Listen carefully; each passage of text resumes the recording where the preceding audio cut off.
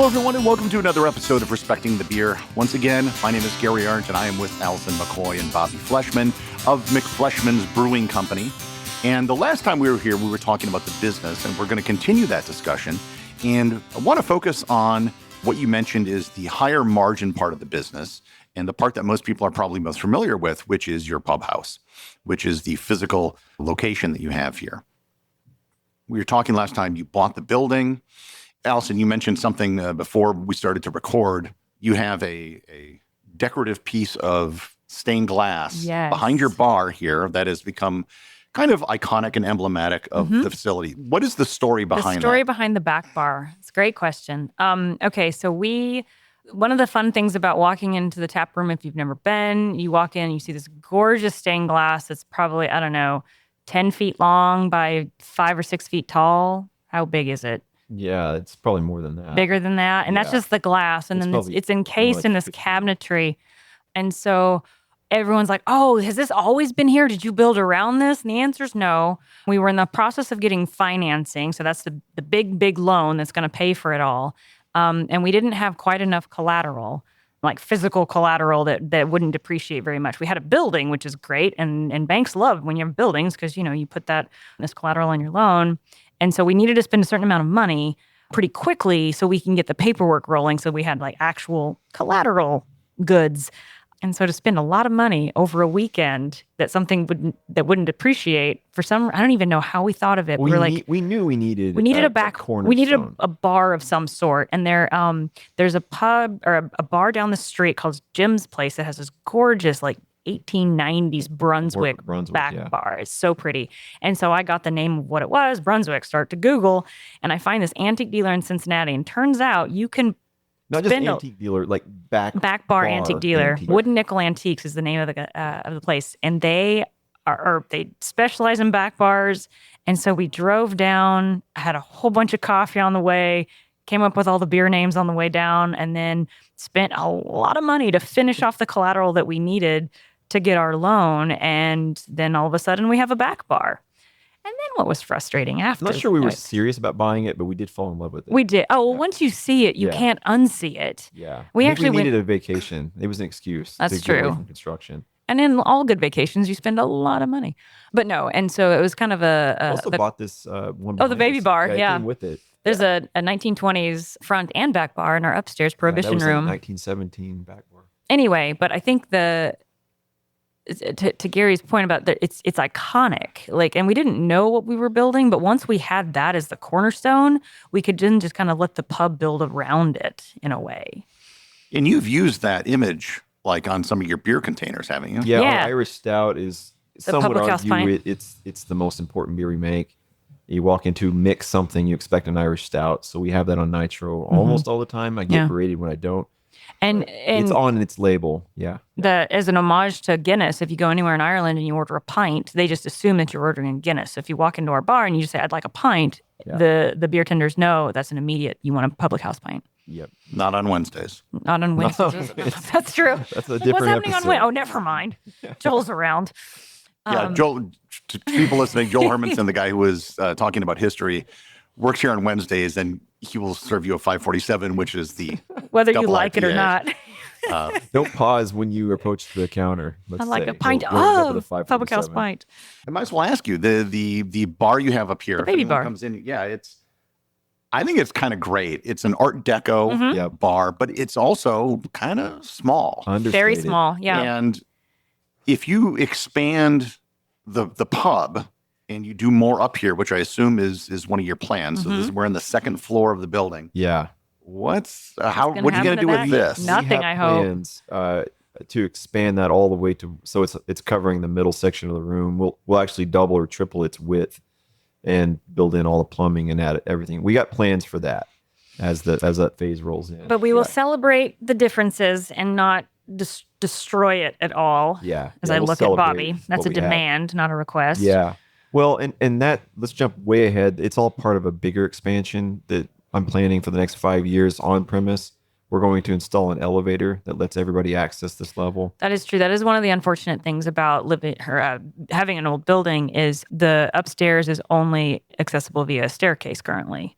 Yeah. And so we are not. Works well if you're not offering things upstairs. You can't do down. Yeah. You get the same. But it's very unfortunate access for our to the patrons who can't use staircases. Yeah. So we're going to do that. And we're also going to install a rooftop beer garden. Here's the hot take.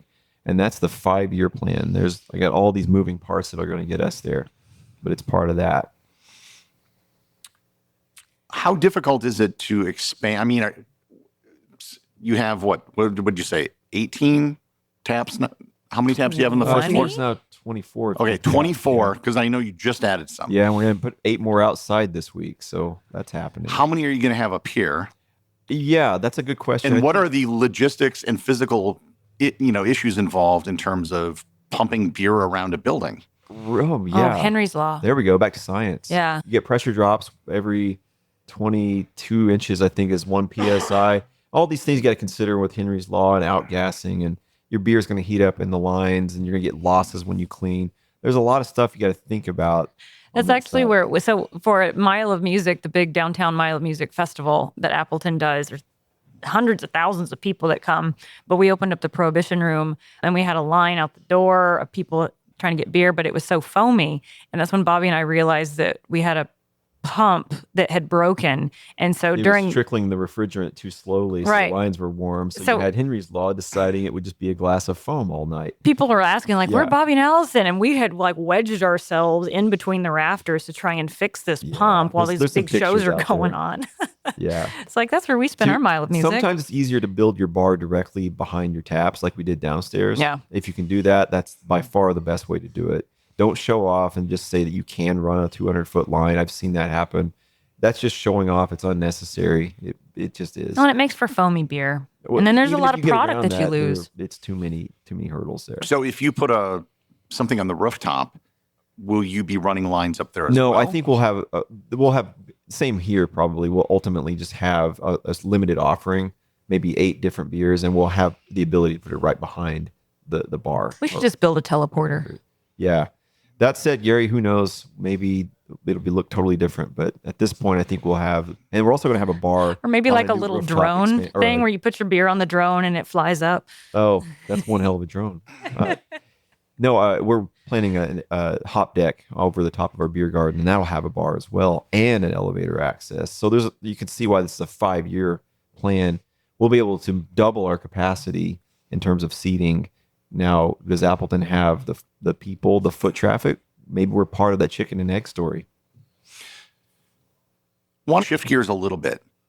You make beer. This is a place that sells beer. For the most part, exclusively sells beer.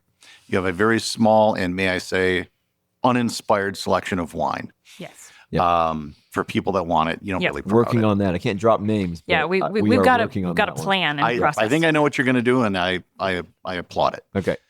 But there was a recent change to the laws in the state of Wisconsin Oh, we're there now. that are going to allow you to start selling spirits. Mm-hmm. What are the plans for that? And how does that fit into the business? Because I assume it's just another product offering that, you're going to be able to offer here. And It's fraught with pitfalls. We know that there's a lot of opportunity there, but we don't want to advertise that we are the next latest, greatest. We are spirits not a full bar. Yeah, We not are a cocktail bar. brewing company. And so I think I'm just going to take over Yeah, because take you it. talk too slow. So I think that we will be celebrating our brand, which is German lagers and British ales. And in that, along with British ales, in particular, well, not necessarily British ales, but Irish ales, a lot of folks want some Irish whiskey to go along with that. And so leaning into Irish whiskeys, some scotches, a few bourbons, and maybe a gin to tip the hat to the English side, I think that's where we're going to stop. But we're going to have a lot of ways to mix these. We're working on that. No, we are not. No. Not behind the bar. Like ginger beer and stuff you can blend with your gins and so forth. Plans are coming. Yeah, It's I still can't in give away debate. everything. Nothing's solidified, but we're working on a way Bobby's to sitting keep it far enough away lightweight. from me that I can't kick him directly, but I Yeah. can tell all of you that I want to pretty badly right now. Yeah. I mean, I think it's understood we're not talking about Tom Cruise and cocktail here. Yeah. No. That this isn't going to be Thank you. something where We're it's not a big doing that. show Oh, and, God. Make sure that message gets out there. Oh. I want to get a kamikaze and a sex on the beach and No. a shots well, for everybody. and the other thing is like we don't have ice. Like we have no will space to to the have extent ice. You can do on the rocks, but we're Like- not gonna have like blend- one rock. This is an interesting thing. And I think it also talks about the pub. For the longest time, dogs were welcome in McFleshman's. Yeah. And it was actually kind of, I think, part of the charm of the place. I'd come here all the time. People would bring their dogs. You had dog treats available. You had water for the dogs. It was kind of part of what it was. Mm-hmm. Still true outside, but indoors. True no. outside then- your beer garden. All of a sudden, Yeah. you couldn't. Yep. Not from anything decision you made. It was Yeah. the city Mm-hmm. that enforced, even though the mayor and most of the city council had been coming here for Right. a very long time. Yeah. They decided that you couldn't have dogs here. But Contact your alders and your representatives if you want this to change. Mm-hmm. but wasn't that the reason why you couldn't have ice?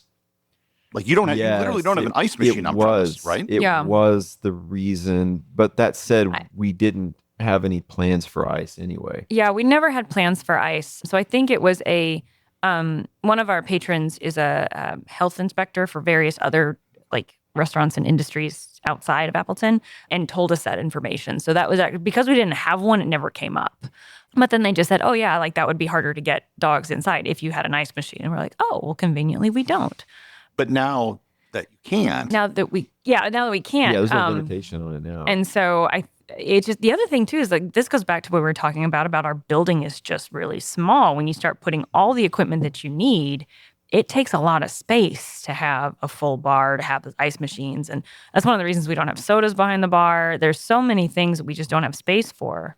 And like I said, we just added 8 more lines of beer, which Well- adds its own beer. And then there are the two dumbasses that decided to buy the most beautiful back bar that we can't actually use any of the space that makes the back bar. And so that makes it challenging and sort Function of like, versus form. but I'll never give it up. It's the best thing about this place, but it makes it hard to like expand behind the bar. so when are you looking at expanding into spirits? What time is it now? Are we open yet? So the goal is a slow rollout as we give our staff training on because our beer tenders are trained in beer. We have one staff member who's worked in the service industry for a very, very long time and done quite a bit of other bar work. And I think she's the only one that has really training on spirits and such. And similarly to the wine, we have people behind the scenes are going to help us curate a good spirits list with what we got. Yeah. Our So location. that's really the number one holdup for us right now is making sure that they know what they're doing so they can then present and give a good experience to patrons. And it buys us time to tell people on social media that we are this sort of place that has this sort of spirits. We don't want people thinking walk in and get any and everything.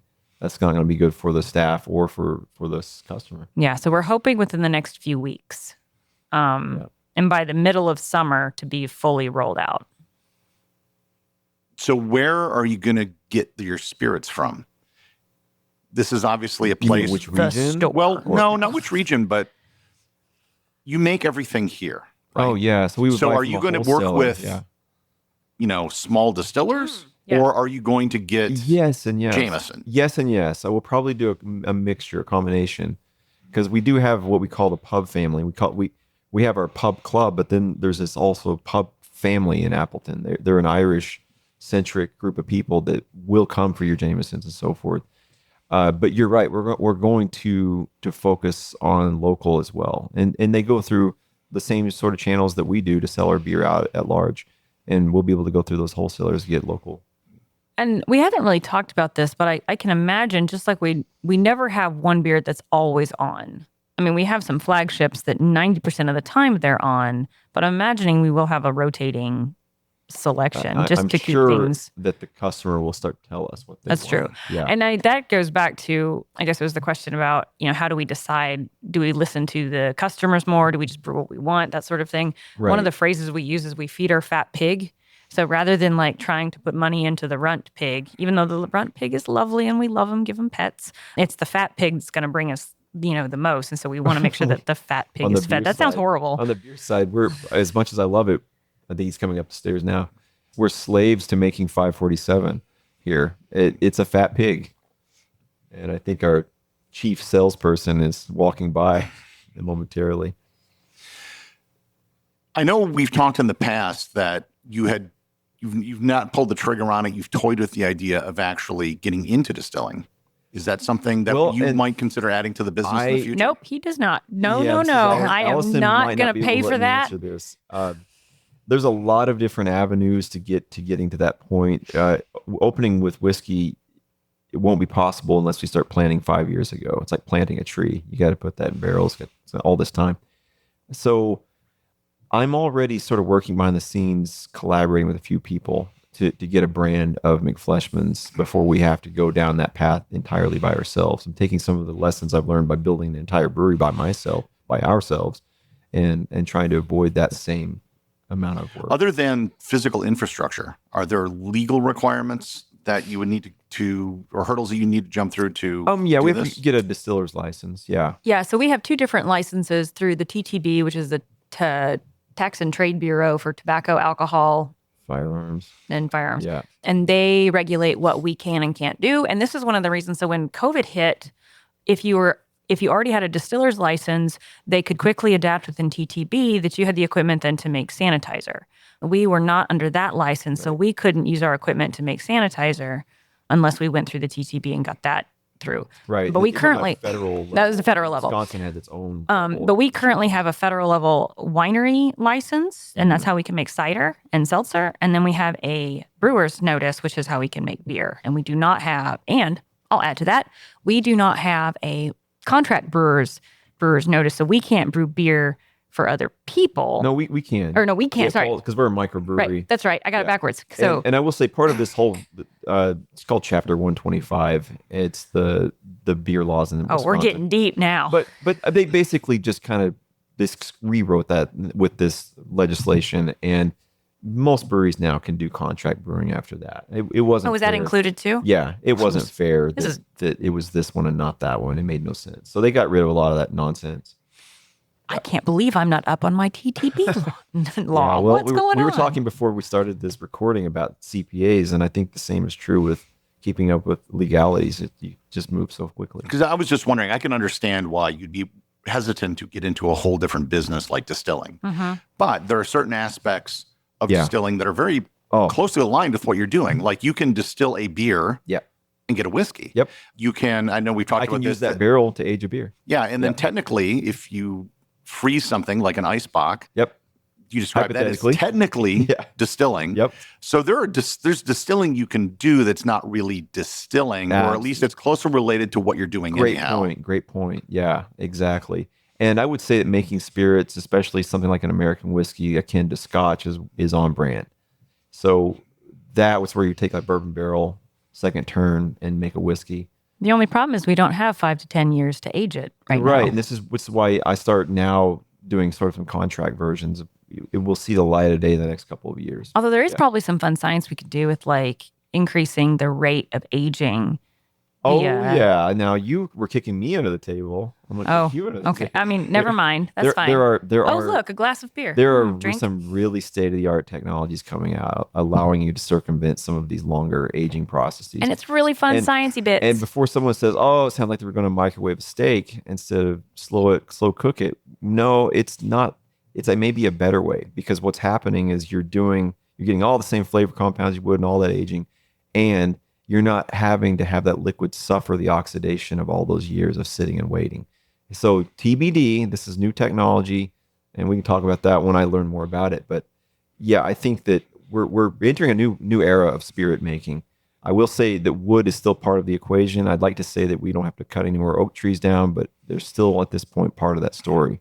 And that is a limited resource. We use 200-year-old oak trees, and you can only take those down. Do your math, right? So we have to figure that out as an industry. You had mentioned in a previous episode the potential of expanding the pub house, of maybe opening up another facility. Obviously, you're probably not at that point yet, but it's something you've thought about. Yeah. What goes into that decision, both in terms of taking the lessons that you learned here, what changes would you make in a new facility, and where would you put something like that? Well, right off the bat, I think it would need to be within an hour and a half of here, so you can do your math. That's going to be Madison, Milwaukee, Sheboygan, Door County. There was some talk about Fond du Lac for a while. Fond du Lac was one. They don't have a brewery there. But we would have a head start, not just in terms of the hard knocks lessons, but also we've got a lineup of beers and we have a cachet as a brand. We could just move in and fill 20 lines overnight. We already have the liquid and we already know the recipes and we already have a following. So that gives you a huge head start. The other thing is that there's no need to build another brewery at a second location. Just build another tap room. It's really a low cost game. The problem is you got to have the people. You got to have a GM there. You got to have staff there, and they got to be able to follow and maintain the brand.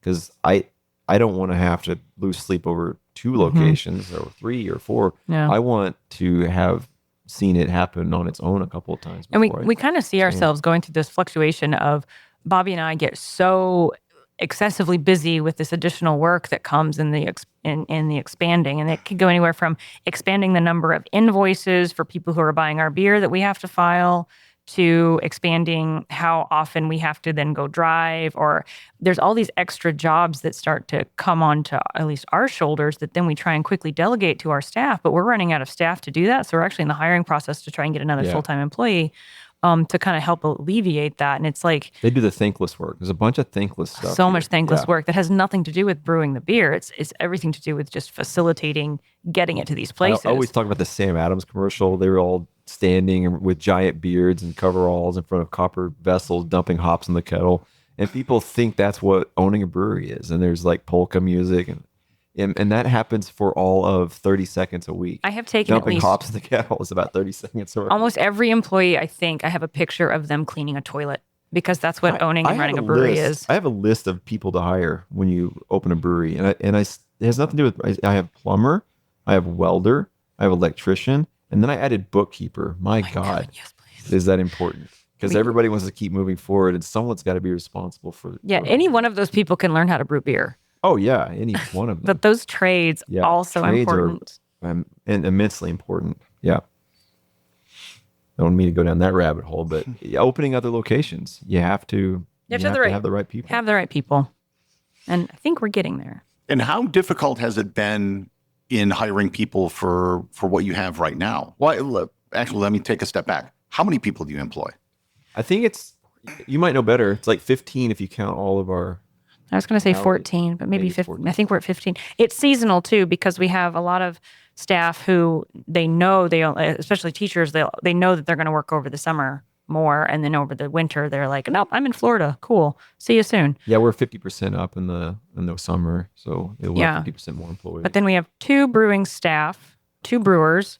I guess 3 if you count increases in the summer because production goes up. And there's a brewer's assistant, and then our taproom manager, and then the beer tender staff. So about 14 people. And we were parsing out like, what's this all about? Why are we doing this? We were writing this down on napkins this morning before this.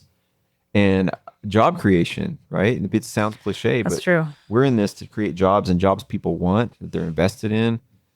People leave higher paying jobs to work in the brewing Everyone industry. Takes a pay cut to work here. And not just here, not just us, but in the brewing industry. Yeah, I would say probably hospitality in general. There's a lot of, it can go up and down. But we want to create an employee-owned company and give people say in our future. And that's why we do this. Let's talk about another change you guys made recently. You were one of the things, in addition to having dogs here, I would say, would be the fact that you didn't accept tips. Yep. That you just had one price for the beer, sales tax, tips included. Yep. Yeah. And you made a change recently. It took us longer to decide to do that. Much longer. What was the rationale for it, and how has it worked out? Well, what was the rationale? Why do you always get to talk first? Answer maybe why we decided to not accept tips before. All right. Yeah. That's. So what did we, so we started at not accepting tips because we wanted to follow a European model. We wanted to take a stand against the really poor wages that servers get when it's tip-based. And so we're like, okay, we're going to start you at the time. This was in 2018. I know when we opened. Finally. We started at just soft openings in 17. $15 an hour for our serving staff. And the nice thing is you come in 3 p.m. on a Tuesday. Gary, sometimes I think you might be the only one in the tap room if you happen to be here, right? Like there might not be anyone there. As opposed to Saturday night, there's a line out the door. And so we really didn't want to create a competition between those two. And we wanted to keep it as neither of us come from the hospitality That's true. world. So I mean, I did one stint as a server in the summer and got fired pretty quickly after that. At the time, our servers really liked it. And we actually had one of our servers who has a lot of experience in the industry said that she actually liked it really like so much more because it was a lot less stressful to not have to be so focused on tips. But then you move us past pandemic, inflation is skyrocketing. We either increase our prices or we listen to our patrons and we're like, well, what do you think about us going to a tip model? And the patrons, and in particular our core patrons, we have this group of folks who, they're our pub clubbers, but then even within our pub club group, there's this kind of central group that we value. I mean, they're like our consultants almost. And we value their opinions so much. And they were like, oh my gosh, please let us tip these people. This is like Norm and Cliff at Cheers. Yes, that is who they are. They live here. Every bit the correct analogy. And it's funny how much that group has now really inspired the directions that Bobby and I take the company because we really are listening. This decision to switch, though, was a long. And we have a bar manager now who comes from quite a bit of experience in managing. He's managed very large franchise bars and he's managed his own restaurants before. And he was like, "Look, like this, we got to make this change. It's going to be better for everybody." Did a press release. Yep. Did a couple stories on it and then put the signage up. And I think it was a good attempt at making change with using the company as an agency for change, but it didn't work with the kind of the culmination of the inflation and just the shifting topography post-COVID. I don't think we could have maintained it. And something I'll go on record as saying is no one should ever feel obligated to tip. We have a minimum salary that they make. That's true. There's a spreadsheet. Oh my gosh. It's all built in. Yeah. Yeah. But, we can't compete keeping our staff when, some place down the street with no experience required is going to start, people at 18 to 20 an hour. Yeah. And if you're a pub clubber, this isn't really a commercial for becoming one, but if you happen to be in our pub club. Become a pub clubber. Subliminal message. You can spend $6 a pint and not tip and get some of the best beer in Wisconsin. So we have this reputation of being expensive, but really when you look at what you get and for what you really do pay, it's not as expensive as it sounds. And I think a lot of other brewers are having to come up to our price anyway because of the rising cost of everything. Mm-hmm. So that's kind of where things are. All right, we'll end things on this episode. We still have more to talk about in the world of business. So I want to thank everyone for listening to another episode of Respecting the Beer. Make sure to subscribe to the show and check out the Facebook group and Patreon page to receive updates about future episodes.